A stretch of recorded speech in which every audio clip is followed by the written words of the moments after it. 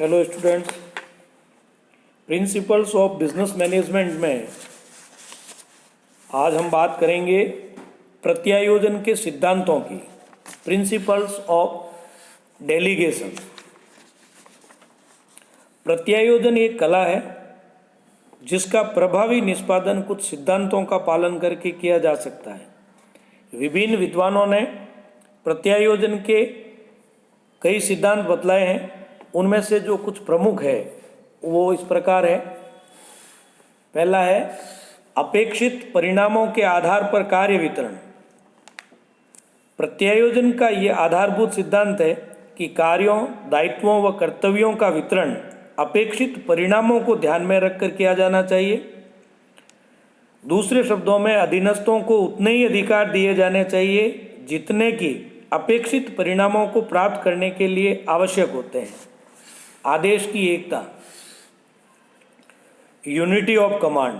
प्रत्यायोजन का यह महत्वपूर्ण सिद्धांत है कि कार्य व अधिकार एक ही अधिकारी द्वारा सौंपे जाने चाहिए, अर्थात अधीनस्थ को आदेश निर्देश एक ही अधिकारी से प्राप्त होने चाहिए।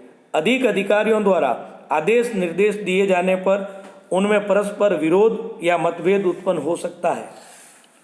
सानुपातिक दायित्व एवं सत्ता, रेस्पॉन्सिबिलिटी शुड कॉमेंसुरेट विद ऑथोरिटी। यह सिद्धांत बतलाता है कि अधिकार एवं दायित्व सानुपातिक होने चाहिए, उनकी प्रकृति में भी समानता होनी चाहिए। दायित्व एवं कार्यों में से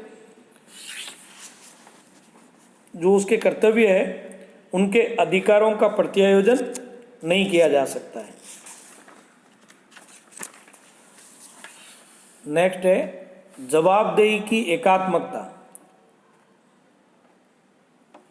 प्रत्यायोजन की सफलता के लिए यह आवश्यक है कि अधीनस्थ की उत्तरदायिता एक ही शीर्षाधिकारी के प्रति हो।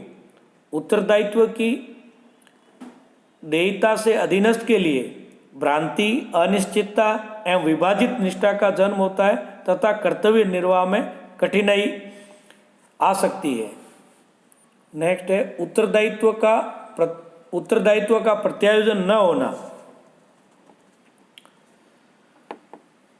प्रत्यायोजन केवल अधिकारों का ही किया जा सकता है, उत्तरदायित्वों का नहीं। एक प्रबंधक अपने अधिकारों का प्रत्यायोजन करके दूसरे से कार्य करवा सकता है, किंतु उन अधिकारों व कार्यों के लिए अपने उच्च अधिकारी के प्रति वह स्वयं ही जवाबदेह रहता है। अपवाद का सिद्धांत, प्रिंसिपल ऑफ एक्सेप्शन। यह सिद्धांत बतलाता है कि सत्ता का प्रत्यायोजन करने के पश्चात अधिकारी को अपने अधीनस्थ के कार्यों में हस्तक्षेप नहीं करना चाहिए। उसे कार्य करने की पूर्ण स्वतंत्रता प्रदान की जानी चाहिए। अधिकारी को विशेष दशाओं में केवल अपवाद स्वरूप ही हस्तक्षेप करना चाहिए। अधिकारों की सीमाओं का स्पष्टीकरण। सिद्धांततः प्रत्यायोजन इस बात पर भी बल देता है कि अधीनस्थों को उनके अधिकार की सीमाओं तथा कार्य क्षेत्र से अवगत करवा दिया जाना चाहिए। इसके लिए प्रत्यायोजन की शर्तें, नियम, अधिकार, कार्य क्षेत्र, दायित्व आदि संगठन पुस्तिकाओं के रूप में छपवाकर वितरित कर देने चाहिए। नेक्स्ट है औपचारिक प्रत्यायोजन, फॉर्मल डेलीगेशन। इस सिद्धांत के अनुसार अधिकारों का प्रत्यायोजन औपचारिक नियमों, कानूनों एवं आदेशों के रूप में होना चाहिए। सोपानिक सिद्धांत। प्रत्यायोजन सोपानिक सिद्धांत तथा संगठन की पदानुक्रमता के अनुसार ही होने चाहिए। इससे संगठन संरचना को मान्यता मिलती है। अनावश्यक मतभेद, कार्यों का दोहराव व पारस्परिक दायित्वहीनता की स्थिति उत्पन्न नहीं हो पाती है। प्रभावी नियंत्रण। प्रभावी नियंत्रण की स्थापना करके ही प्रत्यायोजन को सफल एवं लाभदायक बनाया जा सकता है। एलन के शब्दों में प्रत्यायोजन तभी सीमित एवं सफल रह पाता है जबकि प्रभावी नियंत्रण हो। इसकी कुछ बाधाएं या जो कठिनाई हैं प्रत्यायोजन की, उसको हम लेंगे। यानी प्रत्यायोजन की सफलता में कई घटक बाधक हो जाते हैं। प्रत्यायोजन में आने वाली जो बाधाएं हैं उनको इन भागों में बांट करके देखा जा सकता है। जैसे पहला है अधिकारों के कारण उत्पन्न होने वाली बाधाएं, वो है अधिकार केंद्रीयकरण की प्रवृत्ति। प्रत्यायोजन में ये सबसे बड़ी बाधा होती है कि अधिकारी सत्ता के मोह के कारण बहुत कम प्रत्यायोजन करते हैं। वे समझते हैं कि कार्य एवं अधिकार सौंप देने से उनका महत्व कम हो जाएगा। साथ ही वे ऐसे अधिकारों का ही प्रत्यायोजन करते हैं जो बहुत ही कम महत्व के होते हैं। निर्देशन योग्यता का अभाव, कभी कभी प्रबंधकों में निर्देशन की योग्यता का अभाव होने के कारण भी प्रत्यायोजन के लक्ष्य पूरे नहीं हो पाते हैं। वे कार्य सौंपने के उपरांत अपने अधीनस्थों को उचित आदेश एवं निर्देश नहीं दे पाते हैं। वे उनकी समस्याओं के दौरान उचित मार्गदर्शन नहीं दे पाते। जवाबदेही का अभाव, लैक ऑफ अकाउंटेबिलिटी, कई बार प्रबंधक अपने अधीनस्थों को उनके कार्यों एवं परिणामों के लिए उत्तरदायी नहीं ठहरा पाते हैं। इससे संपूर्ण संगठन में अनुत्तरदायित्व की भावना का विकास होता है तथा अधिकारियों के आदेशों की अवहेलना होने लगती है।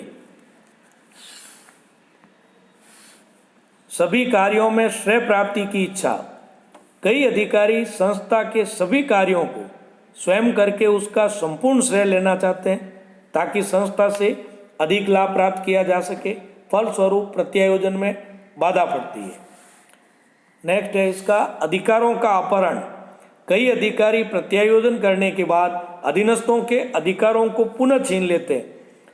इसका कारण अधिकारों का स्वयं के द्वारा उपभोग करना अथवा बिना सोचे समझे प्रत्यायोजन कर देना होता है। कई अधिकारी अवसरवादी नीति अपनाते हैं। वे परिस्थितियों के बदलने पर प्रत्यायोजित अधिकारों को छीनने का प्रयास करते हैं। कड़ा या कठोर नियंत्रण,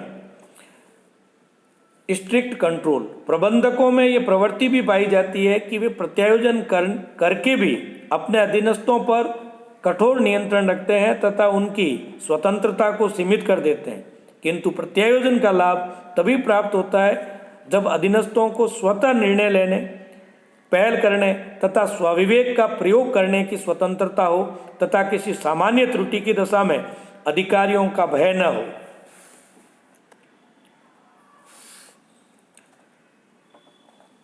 अधीनस्थों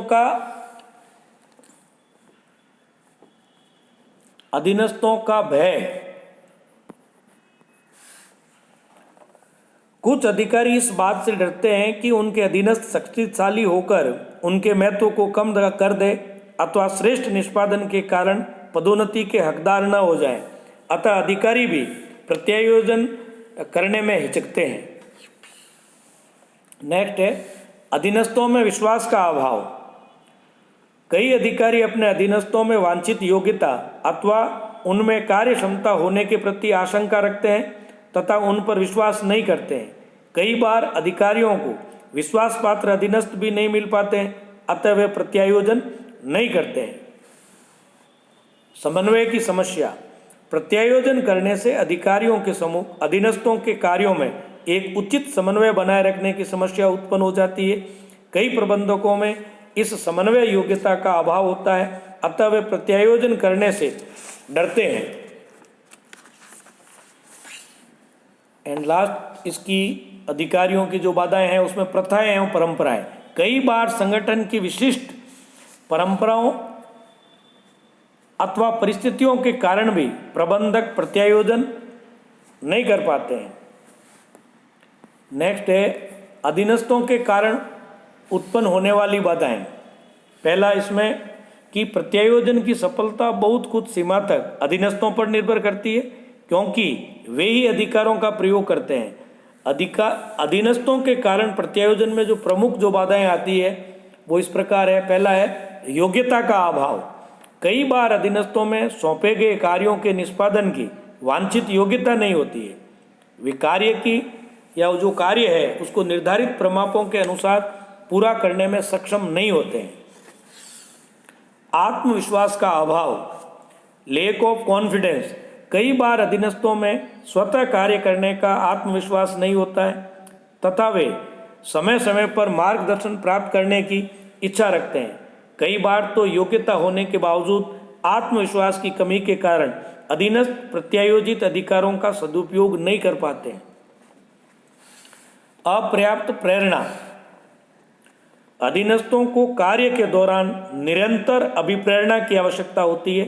स्वप्रेरणा से बहुत कम कर्मचारी कार्य कर पाते हैं। इस प्रकार प्रेरणा का अभाव भी प्रत्यायोजन में बाधक बन जाता है। अपमान का भय। कई बार अपमान हो जाने के डर से या उसके कारण से भी अधीनस्थ प्रत्यायोजन को स्वीकार करने से बचते हैं। उन्हें यह भी डर रहता है कि उनके अधिकारी उनसे कार्य को बीच में ही छीन न ले। नेक्स्ट है अपर्याप्त संचार व्यवस्था। संचार की उचित व्यवस्था न होने के कारण भी कई अधीनस्थ अधिकारों को स्वीकार नहीं करते हैं। कुशल संचार प्रणाली के अभाव में वे अपनी कार्य समस्याओं, कठिनाइयों व शिकायतों को अधिकारियों तक शीघ्र नहीं पहुंचा पाते हैं। इसके अलावा अधीनस्थों के कारण उत्पन्न बाधाओं के बाद में संगठनात्मक बाधाएं भी होती है। उपक्रम की अपनी विशेष स्थिति के कारण भी प्रत्यायोजन में कई बाधाएं आ सकती है, जैसे संगठन का वातावरण, जैसे दूरदर्शिता की कमी, निरंतर हानि की स्थिति, व्यवसाय का संकुचन, दलीय भावना की कमी आदि। इसके अलावा योग्य प्रबंधकों का अभाव, नीतियों, नियमों व निर्णयों में एक रूपता लाने की इच्छा, नियंत्रण व सूचना प्रणाली का कमजोर होना, विभिन्न विभागों एवं इकाइयों में समन्वय की कठिनाई, प्रबंधकों व कर्मचारियों की उपलब्धि, वातावरणीय प्रभाव, अपर्याप्त नियोजन, दोषपूर्ण संगठन संरचना, सरकारी नियंत्रण तथा श्रमिक संघों का विकास, ये जो सारी है वो सब की सब प्रत्यायोजन के सिद्धांत और प्रत्यायोजन करते समय जो बाधाएं आती है वो है। आज के लिए इतना ही। धन्यवाद।